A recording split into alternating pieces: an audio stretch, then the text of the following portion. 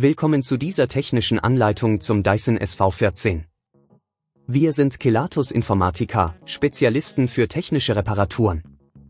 Wir holen dein Gerät direkt bei dir zu Hause ab, führen eine kostenlose Diagnose durch und schicken dir einen Kostenvoranschlag, bevor wir reparieren. Keine Anrufe, keine Fahrten.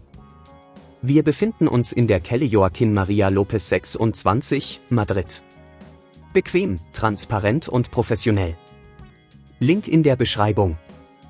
Viele Nutzer berichten, dass ihr Dyson SV14 komische Geräusche macht und nicht mehr richtig saugt. Dies kann durch verstopfte Filter, einen defekten Motor oder Probleme mit dem Staubbehälter verursacht werden. Wenn dieses Problem nicht rechtzeitig behoben wird, kann es zu einer weiteren Schädigung des Geräts führen, die teurer zu reparieren ist.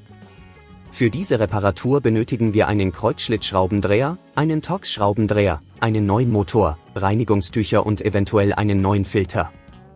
Zuerst müssen wir den Dyson SV14 sicher öffnen.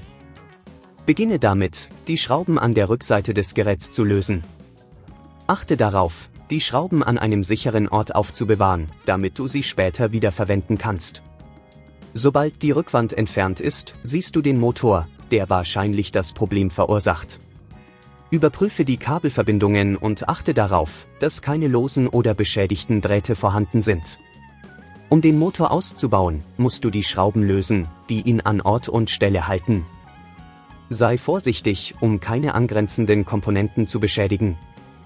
Wenn dir das an dieser Stelle zu kompliziert wird, denk daran, dass wir bei Kelatos dein Gerät zu Hause abholen und es dir repariert zurückschicken. Nachdem du den alten Motor entfernt hast, setze den neuen Motor ein und befestige ihn wieder mit den Schrauben. Stelle sicher, dass alle Kabel richtig angeschlossen sind und dass nichts lose ist. Bevor du das Gehäuse wieder schließt, empfehle ich, alle Teile gründlich zu reinigen, um Staubansammlungen zu vermeiden. Wenn alles wieder zusammengebaut ist, teste das Gerät, um sicherzustellen, dass es jetzt einwandfrei funktioniert.